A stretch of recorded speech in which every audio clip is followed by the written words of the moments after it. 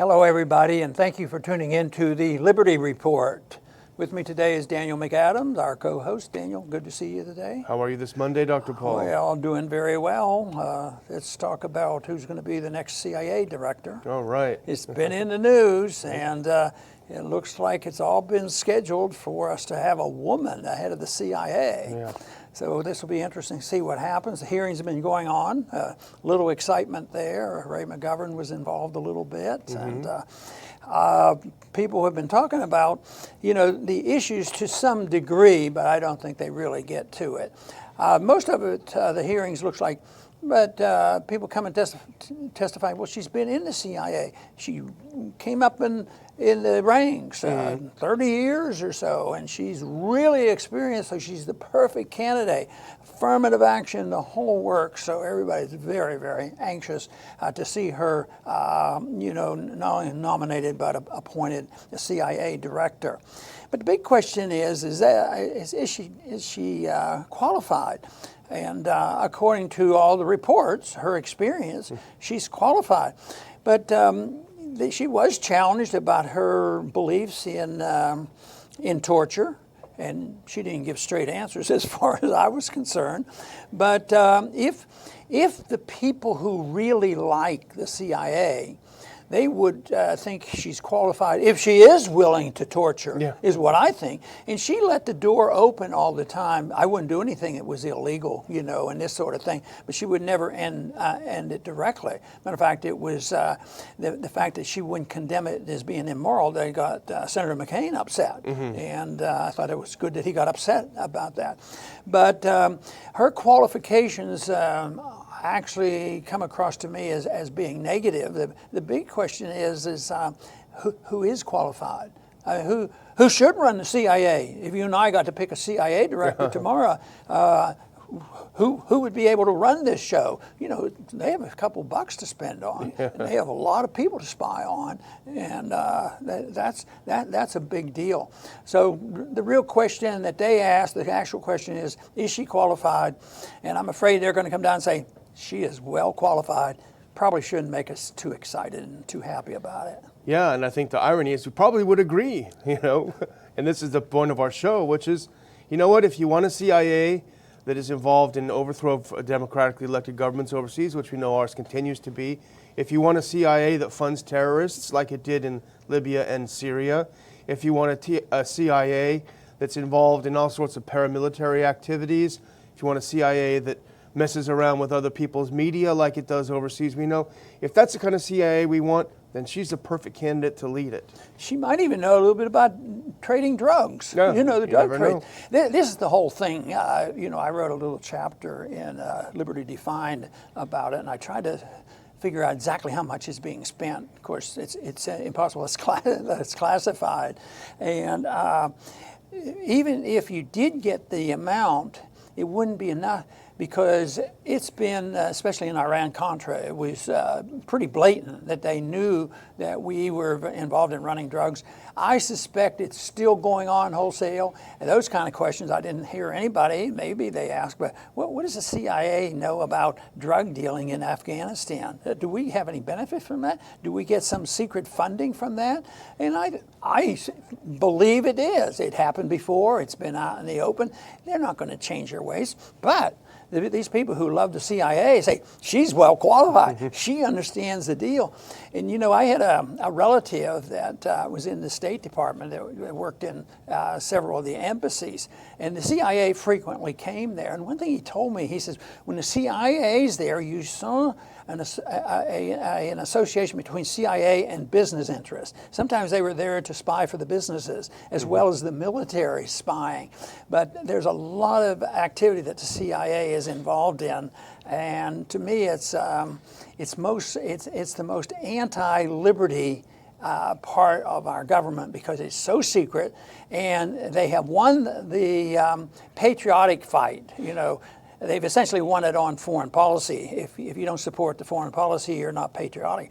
But really, the CIA, they're going to tell us about terrorists, and they believe that if you don't support the CIA, that you do support the terrorists, which I've been accused of a few times. Well, what's even more shocking now is how the left and a lot of the so-called progressives have signed on to this thing. They hate Trump so much that they have signed on to anything that these rogue CIA types would do to denigrate him. You know, they say, don't you want to believe the CIA? These are the same people who in the 60s, or their predecessors in the 60s, who were protesting wars, who were protesting the CIA and protesting all this. Now they are so gung-ho for the CIA simply because they don't like a particular man who's the president. You know, it's completely nuts. You know, it'd be good to get people excited about more auditing. Of course, we've talked about that on the Fed for a long time, and I'm sure the Fed helps take care of the CIA. Oh, yeah. But if you had an audit of the CIA, it wouldn't help much because it would never be revealed. It is said that if you're in the CIA and you get caught in doing something really pretty bad, you'll be denied. We don't know who you are, where you came from, you were disobeying the law, and all this sort of thing. So finding out what's going on is going to very, very difficult. That's why it's the principle. Should we have a CIA? And of course, I don't think we should. I think it represents a totalitarian government. Does that mean I don't care about intelligence gathering? No, you can still have a country where you care about intelligence and you, for the most part, a lot of intelligence out in the open. That's not what they're doing. When they get involved in intelligence, could you believe, and I bet you can, that they might even be told what to report as intelligence to support the policies that they have? We heard that so much in Iraq. You give us the evidence that the terrorists were here and did this so we can justify going to the war in collusion with other governments, like the British government, in colluding to fudge the intelligence. And then the unfortunate episode that happened with Colin Powell actually going and participating in that. That was a tragic day as far as I was concerned, and so it's something that it's too big. It's the principle, but it's closely aligned with the foreign policy. And I have observed that there are some countries like Costa Rica and Switzerland that aren't too big in militarism. They essentially spend nothing on intelligence. Nobody's threatening them. Nobody's coming. So it's this idea of intervention and being king of the hill and getting involved with intrigue and overthrowing governments. And we used to be able to quote a number of how many times we have been involved with overthrow of governments. And yet the big issue, did somebody talk to the Russians? Yeah. Did we have two people talk to the Russians before this? Oh, yeah, that was a mistake. They were talking to Hillary's crowd. They weren't talking to Trump. It is so out of proportion to what we have done overseas. And of course, the one date that we frequently mention where the CIA was very much involved. I mean, the CIA was started right after the Second World War, but Eisenhower wasted no time the first year he was in office. You know, it was the overthrow of Mossadegh in Iran, and we're still suffering the consequence of that. You know, they talk so much about 79 as justification for, you know, Trump's current anti-Iran push, but that was the Iranians simply overthrowing the people that we put in power after we overthrew their legitimate government. You know, it's amazing. We started off talking about Ray McGovern. He got a little bit of attention this past week because he went to one of the Haspel hearings, and he felt, by the way, the chairman framed the issue that people would be allowed to speak, and he wanted to take his opportunity. We've been to these kinds of hearings where the audience tries to speak up, and they don't take it very kindly, so understand from that point. But he made a couple of good comments on an interview he had, and I know that this will ring a bell with you. He said, these are not oversight committees, they are overlook committees, you know. He said they're joined at the hip with the intelligence services. And, you know, he's so right. So many times we saw this. Why not have, a real hearing with Haspel? Why not have someone like Ray McGovern? Why not have John Kiriakou, who actually went to jail for telling the rest of us that our government was torturing people? Have them up there and have a real debate. They don't want that. And it's really frightening because these committees, it looks more like the Politburo. You know, they don't want any challenge. They want 100% agreement. Only one foreign policy. It's really, It doesn't seem very pro-American to me. Truth is treasonous. That's right. When the government's built on lies and they cannot stand, openness and truth, and that's what we face. But, there was this Sadler, Kelly Sadler, I believe her name was, somebody that's in the administration, said something rude, about, well, why do we have to worry about John McCain? Because, of course, he spoke up and said, and he was inspired because of the hearings, because he didn't like what Haspel said about torture. And so she said, the ugly thing was, well, he doesn't count, he's dying anyway. But that turned into be, I think, just a big struggle with the PC people, the political correct people say, well, she said she said something impolite, she should be fired and she should crawl on the ground and she should start apologizing, apologize. And it completely disappears away from McCain's correct position on torture. So that becomes the whole issue. And this whole idea, everybody recognizes, nobody's saying, well, that was a great statement, a very wise statement she made about him dying. But ideas have consequences, and good ideas last longer. And the fact that McCain did say something, it's so rare that we were ever able to say anything positive about McCain.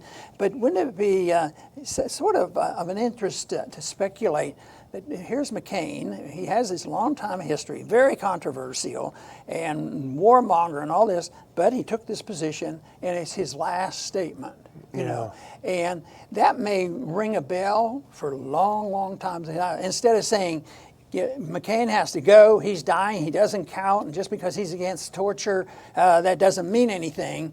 It would be nice.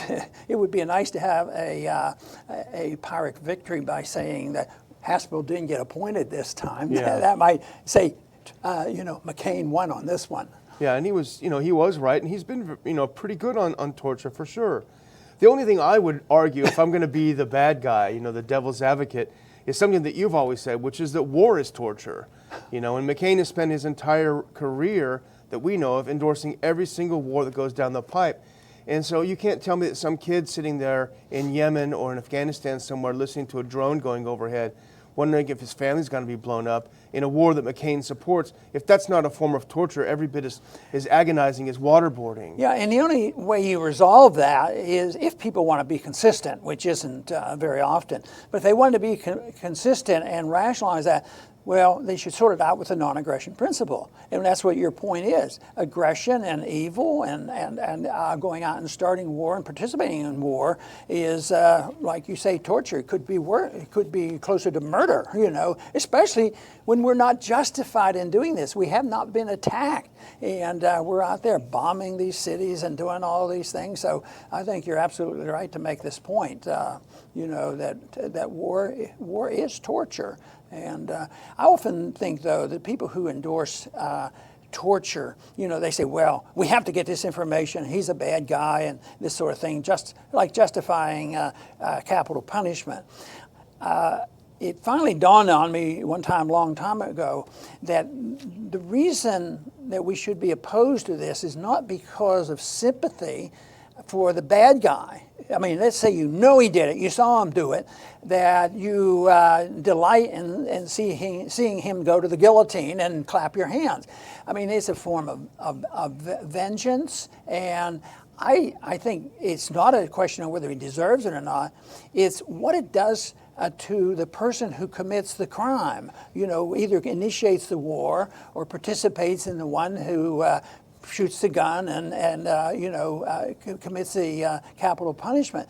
See, I think that just dehumanizes the individual who participate, and I think that's what it does to the war. Because if people can go and initiate these wars and do all these nasty things, all of a sudden they have less respect for us here at home. Yeah. They can go over there and disrespect all the people in the Middle East and around the world, but it seems like, especially since 9/11, and I am convinced the greatest threat to our liberties have not been foreign threats, they have been domestic threat. It's been our own government. It's the intelligence agencies, the spying on us, and all this stuff going on, and the undermining of our liberties. That's where the real tragedy has been, and not from these foreign enemies that we have to keep spending more and more money on, and making sure that we give, $100 billion a year to spy on everybody in order to, overthrow another government. Not to bring about peace, but just to overthrow another government. Of course, one of the most recent one that we participated in was Ukraine. We're very much involved in that. And even ones that people haven't heard of, like Honduras a few months ago. Nobody would know that. Very involved. I suspect the U.S. is involved with what's been going on in Armenia lately, and so on and so on. But there is a good point, and we should raise it, that you made. People like John Whitehead and Bob Higgs write a lot about how the wars overseas do come home, and the way people are treated overseas.